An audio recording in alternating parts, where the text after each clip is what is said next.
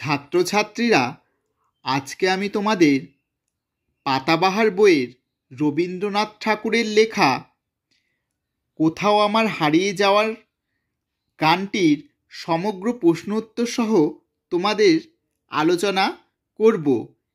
এই গানটি থেকে যে সমস্ত প্রশ্নগুলো হবে আমি তোমাদেরকে লিখিয়ে দেব।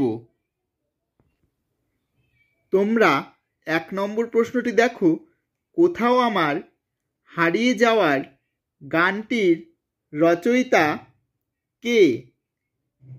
উত্তর হবে গানটির রচয়িতা রবীন্দ্রনাথ ঠাকুর। 2 নম্বর প্রশ্নটি তোমরা দেখো, রবীন্দ্রনাথ ঠাকুরের রচিত গানগুলি তার কোন বইতে বিধৃত রয়েছে? উত্তর হবে তার গানগুলি গীতিবতান বইতে বিধৃত রয়েছে। 3 নম্বর প্রশ্নটি তোমরা দেখো, গানগুলির স্বরলিপি তার কোন বইয়ে রয়েছে? উত্তর হবে তার স্বরলিপি স্বরবিতান বইয়ে রয়েছে। 4 নম্বর প্রশ্নটি তোমরা দেখো, কবির কোন কাজে মানা নেই? উত্তর হবে কবির কোথাও হারিয়ে যাওয়ার কাজে মানা নেই। 5 নম্বর প্রশ্নটি তোমরা দেখো, কবি গানের সুরে কে মেলে দেয়? উত্তর হবে কবি গানের সুরে ডানা মেলে দেয়। 6 নম্বর প্রশ্নটি তোমরা দেখো, কবি রূপকথার কোন জায়গা পেরিয়ে যান? উত্তর হবে কবি রূপকথার তেপান্তরের পাথার পেরিয়ে যান। 7 নম্বর প্রশ্নটি তোমরা দেখো, কবি কোন পথ ভুলে যান? উত্তর হবে কবি চুপকথার পথ ভুলে যান।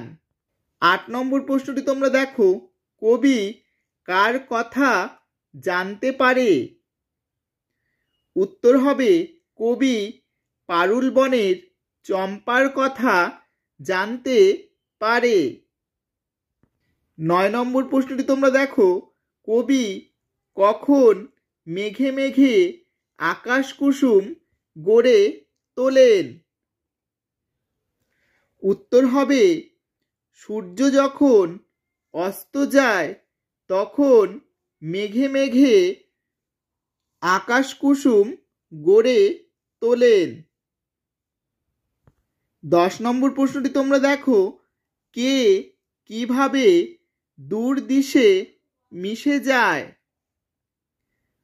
উত্তর হবে কবি 7 সাগরের ফেনায় ফেনায় মিশে দূর দিশে মিশে যায়।